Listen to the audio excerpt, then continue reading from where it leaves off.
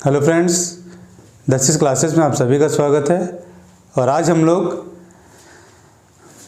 गोविंद महतो जंगली जी का एक संस्मरण करने वाले हैं। और ये दूसरी किताब से है, जो कि छायर का नहीं है, बल्कि ये आपका खोटा गद्य पद्य संग्रह, जो कि ए.के. झा का संपादन किए हैं, तो उससे ये है। ठीक है, अब से कोशिश करेंगे कि दोनों बुक को साथ में लेके चलें। एक कहानी उसका रहेगा तो एक कहानी इसका रहेगा।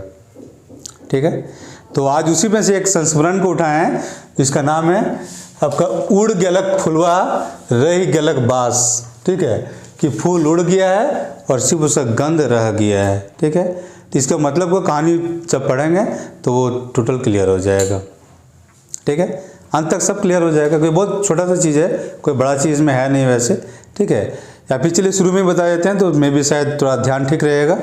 तो बेसिक है कि उड़ गेलक फुलवा, मतलब जो लेखक है, जो गोविंद महतो जी हैं, ठीक है, एक झारखंड के बहुत माने हुए लेखक है, हिंदी के बहुत मतलब सबसे महान में से एक लेखक में से हैं, और उनका नाम था आपका राधा कृष्ण।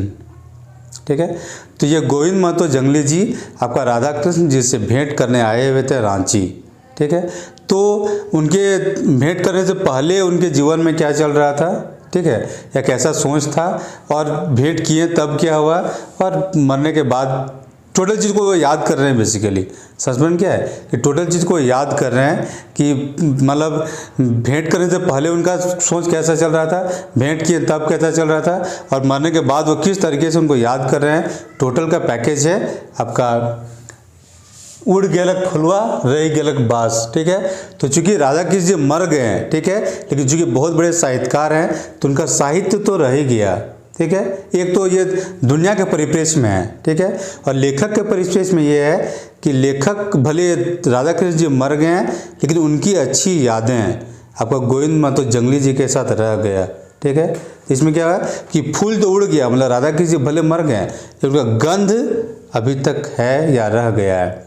ठीक है, तो ये उस हिसाब से इसको लिखा गया है। ठीक है, ये गोविंद जी के जीवन में उनके जो ताज़ा यादें हैं, या भी जो उनका सीख मिला था उनसे राधा कृष्ण जी से, सब इनके पास बचा हुआ है। तो इसलिए रही गेलक बास, मतलब बास मतलब गंध अभी भी बचा हुआ है।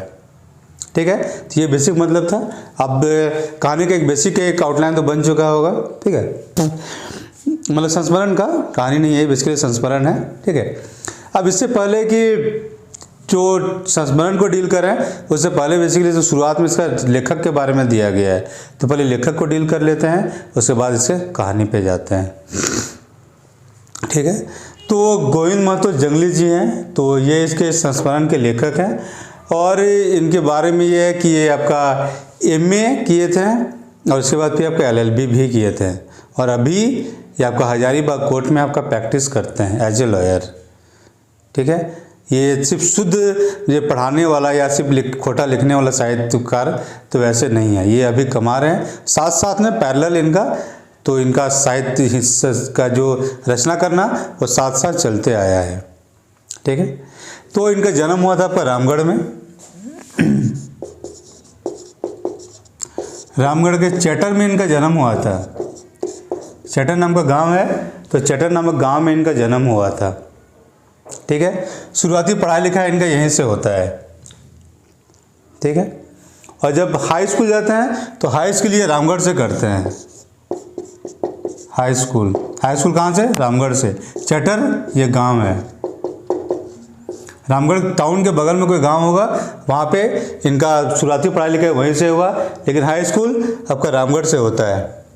ठीक है, अब इसके बाद हाई स्कूल के बाद फिर जब ये कॉलेज जाते हैं तो कॉलेज आपका स्नातक होता है आपका हजारीबाग से। हजारीबाग से ग्रेजुएशन करते हैं, मैप के हिसाब से भी कुछ ऐसा ही होगा। ठीक है, और फिर है कि रांची में आपका PG करते हैं, मतलब मास्टर्स करते हैं ये। ठीक है, मतलब MA कहाँ से कर रहे हैं? रांची से, और हिंदी से ये MA किए थे। रांची से हिंदी से MA किए थे, ग्रेजुएशन किए थे आपका हजारीबाग से, और रामगढ़ से आपके चैटर में ये पैदा हुए थे, और रामगढ़ से आपका हाई स्कूल पास किए थे। ठीक है, और उसके बाद फिर रांची में ही मोस्ट प्रोबेबली, रांची ये जगह दिया हुआ नहीं है वैसे, लेकिन मोस्ट प्रोबेबली हो सकता है कि मे बी रांची से उन्होंने LLB किया था, और फिर उसके बाद वकालत के रूप में हजारीबाग में प्रैक्टिस कर रहे हैं। ठीक है, बेसिक बैकग्राउंड। उसके अलावा भी और कुछ किए थे कि इनका थोड़ा बहुत इंटरेस्ट आपका राजनीति में भी था, और राजनीति में थोड़ा बहुत इंटरेस्ट था तो ये मुखिया के पद पे आपको निर्वाचित भी हुए थे। ठीक है। उसके अलावा हिंदी साहित्य के क्षेत्र में कुछ कुछ रचना वो करते रहते थे, और उसी के साथ इन्होंने जो तितकी पत्रिका है, तितकी पत्रिका जो कि पहले छप रहा था बाद में बंद हो गया था, तो उसके पुनर्प्रकाशन में इनका बहुत बड़ा योगदान था। तो तितकी कोटा का पत्रिका है, कोटा में ज़्यादा डीप पढ़िएगा तो इसके बारे में ज़्यादा पता चलेगा। वैसे और सिर्फ पत्रिका का नाम याद रखना है, तो ये सिर्फ तितकी पत्रिका कोटा का पत्रिका था, जिसके पुनर्प्रकाशन में इन्होंने काफ़ी बड़ा योगदान दिया था। ठीक है, चलिए। और फिर बेसिक कुछ नहीं है, बस ये संस्मरण है, तो इस संस्मरण को करना है। तो लेखक में इतना ही था। बाकी अभी संस्मरण को ख़त्म करते हैं, फिर से दोबारा इनको याद करने की कोशिश करेंगे, कुछ ट्रिक्स को डील करेंगे, देखेंगे ट्रिक्स के माध्यम से नाम है या जो जगह सब जैसे ट्रिक्स के माध्यम से कैसे याद हो सकता है कुछ हद तक। ठीक है, तो अभी संस्मरण को शुरू करते हैं, 1 मिनट।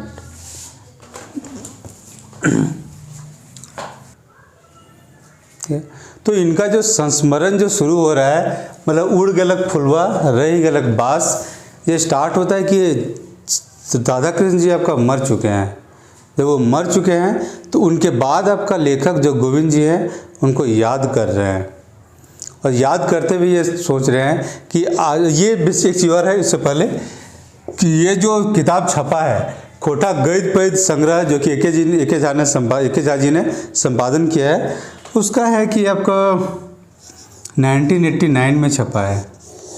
ठीक है, उसके बाद 2020 में छपा है दोबारा, ये सेकंड एडिशन। ठीक है, मतलब ये इतना पहले छप चुका है। ठीक है, तो ये जो कहानी संस्मरण लिखा गया है तो जाहिर है 1989 से पहले लिखा गया है, तभी इस किताब में इसको शामिल किया गया है। ठीक है, तो 1989 से पहले का जीवन या जो भी इस कल्चर है उस चीज़ का इसमें कल्पना कीजिएगा। ठीक है, कि राधा कृष्ण जी मर चुके हैं, और उस समय आपका जो रांची का आकाशवाणी का जो रेडियो केंद्र था वहाँ से उनका प्रोग्राम प्रसारण होता था।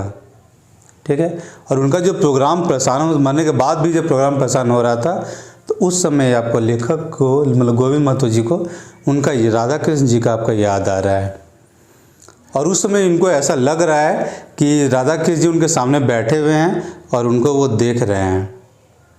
इस हद तक का वो महसूस कर रहे थे, इस हद तक उनका जुड़ाव था राधा कृष्ण जी के साथ।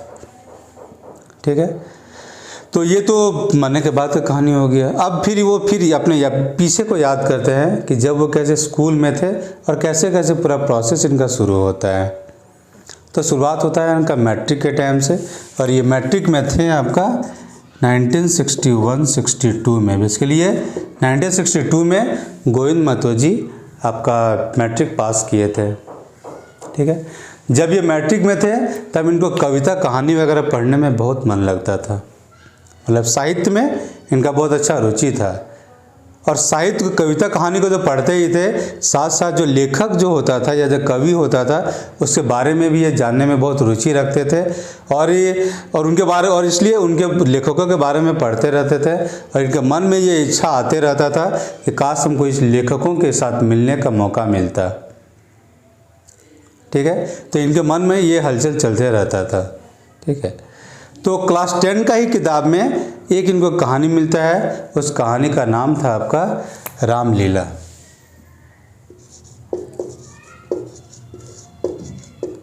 और ये लिखा गया था आपका राधा कृष्ण जी के द्वारा। ठीक है, रामलीला कहानी का नाम है, लेखक कौन है तो राधा कृष्ण जी। ठीक है, जब इस लेखक के बारे में आपका गोविंद महतो जी पढ़ते हैं तो देखते हैं कि राधा कृष्ण जी आपका रांची के रहने वाले हैं। जब देखते हैं कि वो रांची के रहने वाले हैं तो इनको देख के इनको बहुत खुशी होता है कि चलिए मेरे ही कल्चर का और मेरे पास के कुछ मतलब टाउन में ही ये रहते हैं। ठीक है, तो इनके मिलने का और मन किया। ठीक है, लेकिन अभी तुरंत तो मिल नहीं सकते हैं। ठीक है, तो होता है कि इसी बीच में उनको यहाँ वहाँ कुछ पता करते हैं, तो मतलब इसी से मतलब लेखकों के बारे में तो इनको पता चलता है कि राधा कृष्ण जी एक पत्रिका निकालते हैं, उस पत्रिका का नाम है आपका आदिवासी।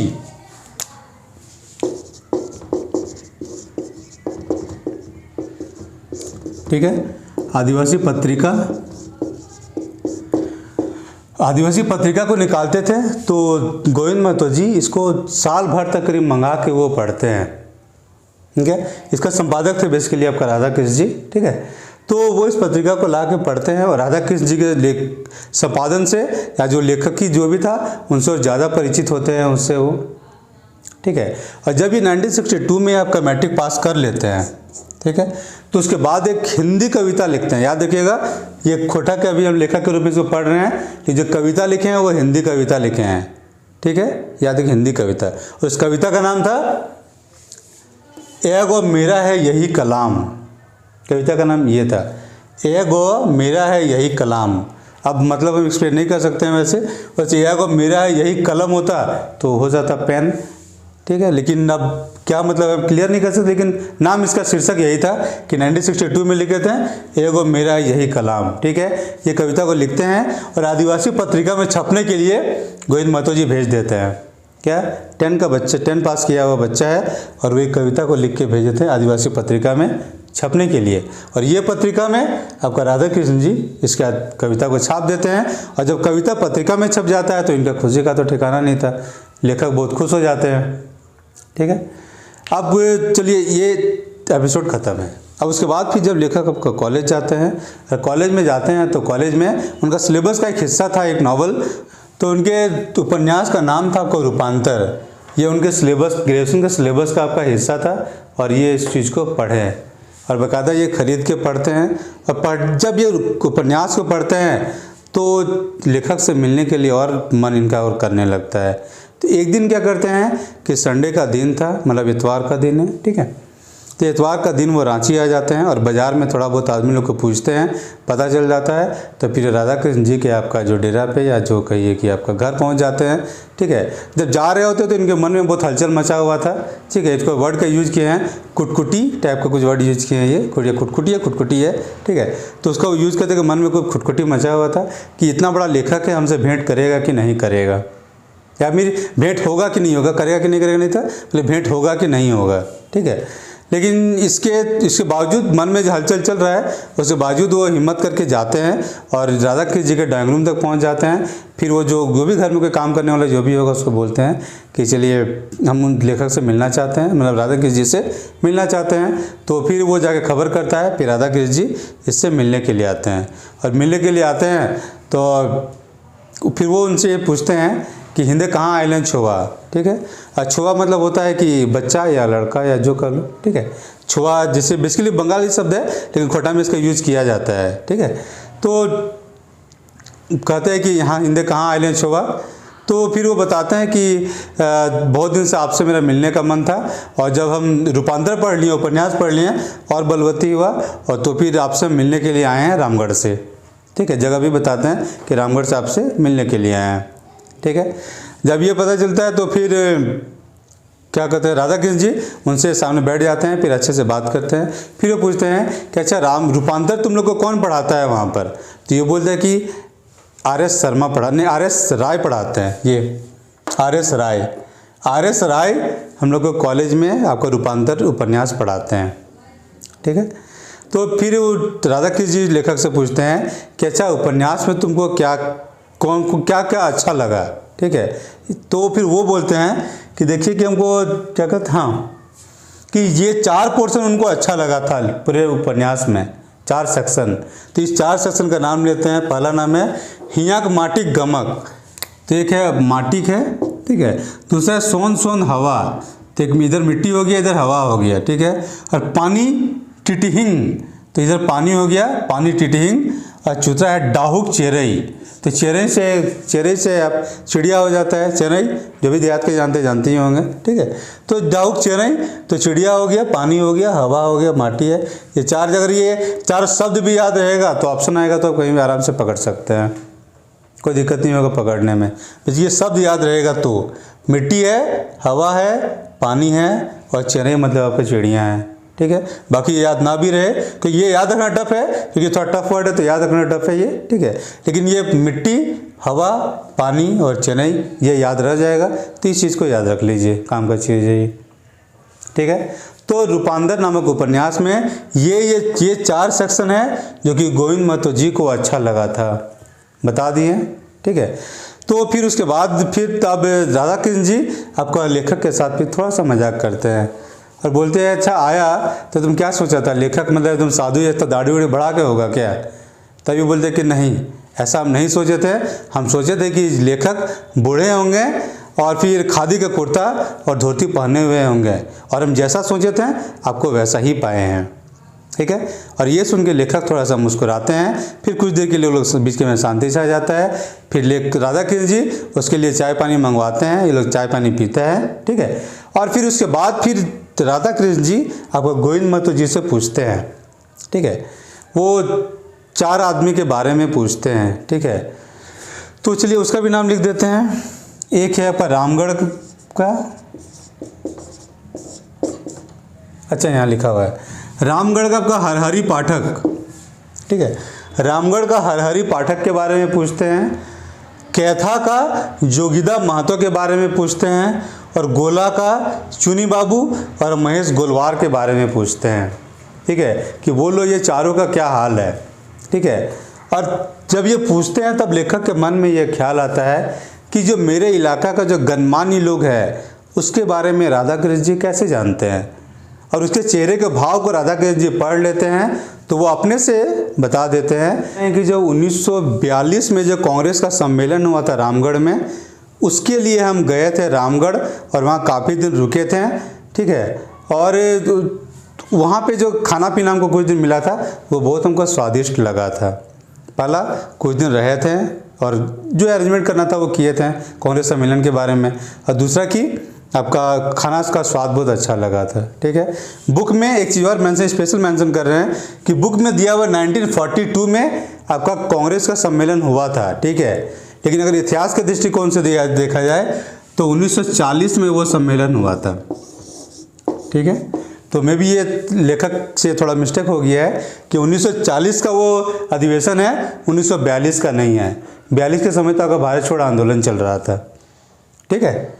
तो ये थोड़ा सा बुक का मिस्टेक है तो उसको हम सुधार दें। 1940 में बेसिकली हुआ था, लेकिन मेंशन बुक में 42 किया है तो 42 से ही हम शुरू किए हैं बताना कि 42 में रामगढ़ का कांग्रेस का सम्मेलन जो हुआ था उसमें राधा कृष्ण पार्टिसिपेट करने गए थे। लेकिन ये चीज़ ये जो डेट है ये बुक में गलत दिया हुआ है, ये 40 होगा। 1940 में रामगढ़ का सम्मेलन हुआ था जिसमें ये पार्टिसिपेट करने गए थे और जब वहाँ रुके थे तो वहाँ का आदमी लोग का स्वागत सत्कार भी अच्छा लगा था और खाना पीना भी बहुत अच्छा लगा था इनको, ठीक है। और चूँकि ये चारों उनके साथ उस समय काम किए थे तो इसीलिए जब गोविंद महतो जी इनके घर गए थे तो उनके चारों के बारे में ये पूछते हैं, ठीक है। कौन कौन थे? हरहरी पाठक रामगढ़ का, कैथा का जोगिदा महतो, गोला का चुनी बाबू और महेश गोलवार, ये 4 नाम हैं, ठीक है। आगे देखते हैं, खत्म होने दीजिए, फिर कुछ तो इसको याद करने की कोशिश करेंगे थोड़ा ट्रिक्स से, ठीक है। लेकिन अभी के लिए इसको निकलने देते हैं, ठीक है। अब जब देख लेते हैं कि जब गोविंद महतो जी देख लेते हैं कि आपका राधा कृष्ण जी का आपका पॉलिटिक्स में थोड़ा बहुत इंटरेस्ट है तो फिर वो भी अपने मन में जो बात था उसको मतलब राधा कृष्ण जी को वो बताते हैं कि पॉलिटिक्स में मेरा भी थोड़ा बहुत इंटरेस्ट है और हम भी मुखिया हो या फिर प्रमुख है या फिर एमएलए जैसा कोई चीज़ बनना चाहते हैं, ठीक है। जब गोविंद महतो जी ये कहते हैं तो फिर राधा कृष्ण जी कहते हैं कि ठीक है ये अच्छा चीज़ है, लेकिन तुम जब बनेगा तो गरीब है या जो मेहनतगर आदमी लोग हैं तो वो लोग का जरूर भला करना, ठीक है। फिर लेखक जिस समय इस जो संस्मरण को लिख रहे थे उस समय तक वो अपने इलाका का मुखिया बन चुके थे, तो इसलिए अगला लाइन जो लिखते हैं वो लिखते हैं कि इसलिए वो मुखिया बन गए हैं। और जो राधा कृष्ण जी जो हमको बात बोले थे कि गरीबों और मदद मतलब जो ज़रूरतमंद का मदद करना, वो बात मेरे दिमाग में है अभी भी, ठीक है। अब इसके बाद जो नेक्स्ट पैराग्राफ है उसमें दिया हुआ है कि आपका राधा कृष्ण जी को आपको लकवा मार देता है, बूढ़े तो थे ही, उनको लकवा मार देता है और लकवा मार देता है तो फिर लेखक इस बीच में सोचते हैं कि काश हम राधा कृष्ण जी को अपने घर बुला के हम छिलका पिठा खिला सकते हैं, ठीक है। लेकिन वो उनका मन का विलासा ही रह जाता है और इसी बीच में आपका राधा कृष्ण जी का मौत हो जाता है। और जब मौत हो जाता है तब गोविंद महतो जी इस लाइन को सोचते हैं कि उड़ गलक फुलवा रह गलक बास, ठीक है। और फिर उसके आगे उसी पैराग्राफ में आगे चल के याद करते हैं कि राधा कृष्ण जी की गोविंद महतो जी को कहा करते थे कि तुम यहाँ का संस्कृति के बारे में लिखना, ठीक है। यहाँ का जो मतलब नदी है या जो जंगल है, पहाड़ है, झरना है, सब चीज़ के बारे में तुम वर्णन करना, ठीक है। यहाँ का संस्कृति को जगाने की कोशिश करना, यहाँ का आदिवासी लोग को भी जगाने की कोशिश करना, क्योंकि ये लोग का बहुत शोषण होता है, ठीक है। और फिर वो गोविंद महतो जी कहते हैं कि राधा कृष्ण जी खुद भी यहाँ का जो गरीब आदमी है, आदिवासी है, या जो शेड्यूल कास्ट वाला है, या जो मेहनत करने वाला आदमी लोग है, उसका शोषण देख के बहुत दुखी होते थे और पूरा ज़िंदगी इस चीज़ को मतलब वो सुधारने का वो कोशिश करते रहे, ठीक है। तो उसके अलावा एक चीज़ और लास्ट में और ऐड करते हैं गोविंद महतो जी, और वो कहते हैं कि राधा कृष्ण जी उनसे एक चीज़ और बोले थे, और वो कहे थे कि वो रांची का जो आकाशवाणी का जो रेडियो केंद्र है उससे वो बहुत परेशान थे। और परेशान इसलिए थे क्योंकि कोई भी चीज़ अगर वहाँ से कविता कहानी वगैरह अगर प्रसारण करवाना है तो आकाशवाणी का अधिकारी लोग को आपको घूस वगैरह देना पड़ता था, और मछली और मीट वगैरह लोगों को खिलाना पड़ता था, और इससे वो परेशान थे। जी हुजूरी करो, मीट मछली खिलाओ, तब जाके आपके कविता या कहानी या को आपको प्रसारण करने देंगे, ठीक है। इस चीज़ से परेशान थे। और पहला तो परेशानी को बताएं, और दूसरा फिर गोविंद महतो जी को वो एक चीज़ और बताते हैं कि मतलब वो बेसिक तरीका बताते हैं कि तुम कैसे रांची का आकाशवाणी से अपना कविता हो, कहानी हो, कैसे प्रसारण करवा सकता है, ठीक है। तो इतना सारा चीज़ आपका इस संस्मरण में दिया हुआ है। और लास्ट में गोविंद महतो जी कहते हैं कि भले वो मर गए हैं लेकिन मेरे जीवन में उनका जो यादें हैं वो हमेशा बना हुआ है और रहेगा, ठीक है। इतना में ये आपका संस्मरण खत्म होता है, ठीक है। अब चलिए याद करने का थोड़ा सा कोशिश करते हैं, मतलब बेसिक थोड़ा सा ट्रिक है, ठीक है। तो चलिए देखते हैं। जैसे मतलब उड़ गेलक फुलवा रह गेलक बास, तो लेखक कौन है? तो गोविंद महतो जंगली, ठीक है। तो अब सिर्फ याद करने के लिए हिसाब से बता रहे हैं, उसके एक्चुअल मतलब के हिसाब से मत देखिएगा वैसे, ठीक है। तो देखिए गोविंद को आप गोविंदा कर सकते हैं, तो गोविंदा जंगली जैसा करते रहता है, मान लीजिए थोड़ी देर के लिए, ठीक है। गोविंदा जंगली जैसा करते रहता है, ठीक है। उसके बाद इसका गोविंदा हो गया और ये जंगली हो गया, तो एक चीज़ मिल सकता है। और इसको इसलिए याद कर लेना है क्योंकि जितना लेखक सब है या कवि सब है अपना कोई उपनाम यूज कर लिया है, तो एग्जाम हॉल में अगर उपनाम साहब के नाम से हिसाब से रहेगा तो वहाँ कन्फ्यूजन हो जाएगा कि किसका उपनाम क्या है, ठीक है। तो इसलिए अगर कोड टाइप का कुछ बना हुआ रहेगा तो वहाँ दिक्कत नहीं होगा, ठीक है। तो गोविंदा जंगली जैसा करता है, एक चीज़ हो गया। दूसरा है कि ये चैटर में पैदा हुए थे, ठीक है। तो इंग्लिश वाले तो इसको चैटर बॉक्स के हिसाब से याद रख सकते हैं, चैटर से चैटर बॉक्स हो जाएगा, मतलब बक बक बक बक करते रहता है, ठीक है। और दूसरा है कि जो हिंदी वाले हैं वो इसको चैटरास टाइप से याद रख सकते हैं, चैटरा से। तो चैटरा मतलब क्या हो गया? आपका बायां हाथ हो गया। तो गोविंदा चलिए मतलब बायां हाथ से लिखता है, ऐसे भी याद रख सकते हैं, ठीक है। गोविंदा चैटर बॉक्स इंग्लिश वाले कर सकते हैं, चैटर बॉक्स मतलब बकर बकर करते रहता है, और हिंदी वाले कर सकते हैं चैटरा मतलब गोविंदा बाएं हाथ से लिखता है, ठीक है। अब जंगली है, थोड़ा बहुत उसका उठ पटांग आदत होगा, और जो उठ पटांग आदत होगा तो बकबक ज़्यादा करेगा या फिर अपना चलो बाएं हाथ से लिखेगा, ऐसे ही मान लीजिए, ठीक है। तो एक याद करने का बेसिक कोड बनता है वहाँ पे, ठीक है। उसके बाद मैट्रिक करते हैं 1962 में, और फिर ग्रेजुएशन करते हैं हजारीबाग से, एमए करते हैं रांची यूनिवर्सिटी से, और हिंदी में एमए करते हैं, बाद में एलएलबी करते हैं, और प्रैक्टिस कहाँ कर रहे हैं? तो हजारीबाग के कोर्ट में, ठीक है। इसके अलावा वो एक और रूम लिए थे, और वो रूम लिए थे आपका कोठार में, ठीक है। ये कोठार है आपका रामगढ़ से गोला के बीच में एक जगह है, मतलब ये रांची है, इधर मान लीजिए हजारीबाग है, तो ये जो हाईवे जाता है तो हाईवे के बगल में ही पड़ता है। जो गोला से रामगढ़ जाएगा यहाँ पे एक जगह है, ये कोठार है, कोठार, ये चौक जगह पे ही कोठार है। यहीं पे अपना एक ऑफिस खोले हैं, और वहाँ से कोठा को आगे बढ़ाने में कुछ काम किए थे, और इसलिए वो मतलब बहुत नाम भी हुआ इनका, हुआ गोविंद महतो जी का, ठीक है। तो जो इनका ऑफिस कहाँ है? तो कोठार में इनका ऑफिस है, ठीक है। तो कोठार को भी कर सकते हैं कि चलिए मतलब कोठा घर था, कोठा घर में ऑफिस था इनका, ठीक है। तो कोठा घर तो जो भी देहात में सब जानते हैं कोठा घर क्या होता है, ठीक है, तो मुझे नहीं लगता कि एक्सप्लेन करने की ज़रूरत पड़ेगा ये, ठीक है। तो कोठार में कोठा से कोठाघर याद हो जाएगा। तो गोविंद महतो का ऑफिस कहाँ था, तो कोठाघर में कर लीजिए या कोठार में कर लीजिए, तो ये याद हो जाएगा, ठीक है। और तितकी का, तितकी मिट गया है, तितकी के पुनर्प्रकाशन में ये योगदान दिए थे, ठीक है। अब इसके अलावा आते हैं कि ये कौन से कहानी को पढ़ के इनको राधा कृष्ण जी के बारे में पता चला था, तो रामलीला।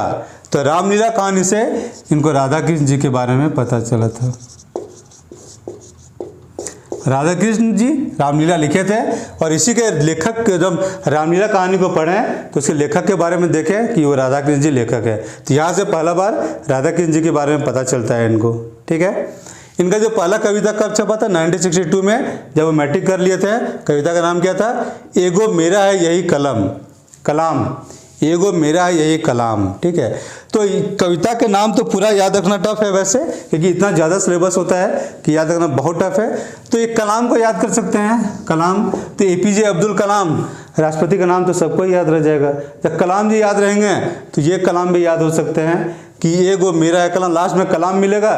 कलाम मिला किसका कविता, ना जंगली जी का कविता है ये, ठीक है, हो जाना चाहिए। अब बोलिए किस उपन्यास को पढ़ के लेखक से मिलने का ज़्यादा मन कर गया, तो उस उपन्यास का नाम था आपका रूपांतर। तो रूपांतर उपन्यास को पढ़ के इनका लेखक से मिलने का मन कर जाता है। फिर वो चले जाते हैं एक संडे के दिन देख के, और जाते हैं वहाँ लेखक के घर में, उनसे भेंट उठ करते हैं और बताते हैं कि रूपांतर से कैसे मन किया। कौन सा 4 पोर्शन कहते हैं कि जो अच्छा लगा रूपांतर में, तो ये 4 चीज़ ये है, हियाक माटी गमक, सोन सोन हवा, पानी टिटिहिंग और डाहुक चेरई, ठीक है। तो मिट्टी, हवा, पानी, चेरई यानी चिड़िया। जब मिट्टी, पानी, हवा, चिड़िया याद कर लीजिए तो ये बन जाएगा, याद हो जाएगा। बाकी एक एक शब्द को याद रखने का जरूरत नहीं पड़ेगा, ठीक है। अब इसके अलावा एक और चीज़ याद किया जाता है कि जो रामगढ़ का ये 4 आदमी हैं, तो कौन था, तो रामगढ़ का हरहरि पाठक, पाठक जी कौन हो गए, तो ये ब्राह्मण हो गए। तो ब्राह्मण किसको याद कर रहे हैं, तो हरि को याद कर रहे हैं। तो हरि हो गया, पाठक हो गया, एक चीज़ तो याद हो जाएगा हरि और पाठक से, ठीक है। दूसरा है आपका जोगीदा। तो यहाँ जोगी को ले लेते हैं। जोगी क्या कर रहे हैं, तो कत्था सान रहे हैं, मिला रहे हैं या कुछ भी कर रहे हैं। कत्था पान का कत्था होता है ना, तो कत्था, जोगी जी कत्था लगा रहे हैं, ठीक है। तो इसको ऐसे याद कर सकते हैं। चलिए, उसके बाद है गोला। तो गोला से एक तो गोलवार हो जाएगा, तो ये याद हो जाएगा। गोला गोल है, महेश गोल है, गोल मटोल है महेश, ठीक है। तो ये हो जाएगा गोला से गोल। और चुन्नी बाबू, तो चुन्नी बाबू याद रखना बहुत आसान है। अगर देवदास पिक्चर देखे होंगे शाहरुख खान वाला, तो चुन्नी बाबू बहुत फेमस कैरेक्टर है जिसको जैकी श्रॉफ जी ने प्ले किया था। तो चुन्नी बाबू आपको याद रह जाएगा, ठीक है। तो चुन्नी बाबू याद हो जाएगा। महेश वलकर गोला से गोल, कैथा जोगी से कथा, मतलब मिला रहा है या कुछ कर रहा है जोगी, ठीक है। तो जोगी मतलब जोगी साधु टाइप का बाबा भी मान सकते हैं कि जोगी जी क्या कर रहे हैं, पान खाने से पहले कथा मिला रहे हैं वो या लगा रहे हैं, ठीक है। रामगढ़ में हरहरि पाठक, तो हरि का नाम कौन ले रहा है, ब्राह्मण पाठक ले रहा है, ठीक है, ये याद हो जाएगा। अब उसके बाद है कि वो मुखिया बनते हैं, एक चीज़ है। तो बहुत सारा एक हो सकता है ऑप्शन में कि कौन सा लेखक मुखिया बना था, तो गोविंद महतो, मतलब जंगली आदमी नेतागिरी में पहुंच गए थे, ठीक है, तो मुखिया बन गए थे, ठीक है। और बाकी इधर और याद करने लायक वैसा कुछ है नहीं, इसको आपको याद करना पड़ेगा, ठीक है। तो कितना ही था इस संस्मरण में। अब फिर नेक्स्ट वीडियो में फिर से आते हैं, जो छायर का एक जो नेक्स्ट कहानी है, उस चीज़ को फिर से लेते हैं, ठीक है। Thank you.